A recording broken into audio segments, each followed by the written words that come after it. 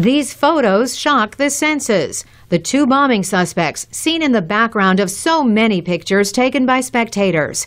In this one, you can even see the backpack, in which police believe a pressure cooker bomb was hidden.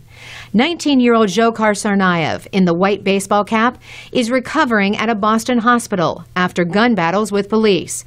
He faces the death penalty if convicted on a federal charge of using a weapon of mass destruction. His older brother, Tamerlan, in the black hat, was killed by police 4 days after the bombings. Tamerlan attended Friday prayers and occasionally daily prayers at this mosque in Cambridge outside of Boston. Mosque officials say that twice he created a scene, arguing with the preachers, once about observing Thanksgiving and the U.S. Independence Day. But the more recent episode involved Martin Luther King Jr. Anwar Kazmi is a mosque board member. The person who was delivering the sermon, he made a sort of a parallel between, how Martin Luther King had inspired people, and just like, our prophet Muhammad had inspired people. And he seemed to have been offended by that. He stood up and objected to it. Mosque officials say Tamerlan called the preacher a non-believer who was contaminating people's minds. The congregation shouted back to him to leave, and he did.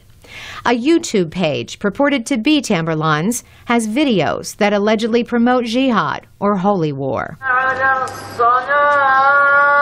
Both men lived here in the Republic of Dagestan in Russia before coming to the United States. Their parents still have houses here. U.S. officials say Tamerlan visited Dagestan last year.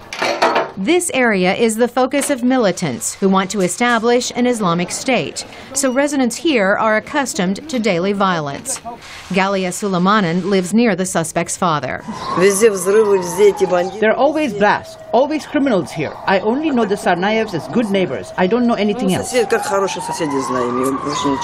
Anwar, a Muslim activist who didn't want to show his face, says he doesn't understand why the brothers didn't explode a bomb in their war-torn homeland rather than at the Boston Marathon.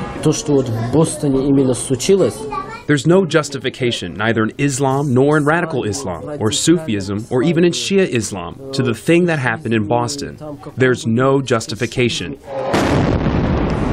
Others say the United States needs to switch tactics to prevent future attacks.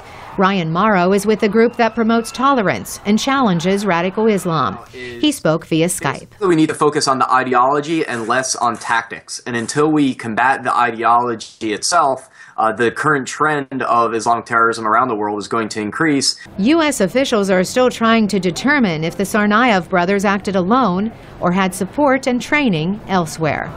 In Washington, Carolyn Pursuti, VOA News.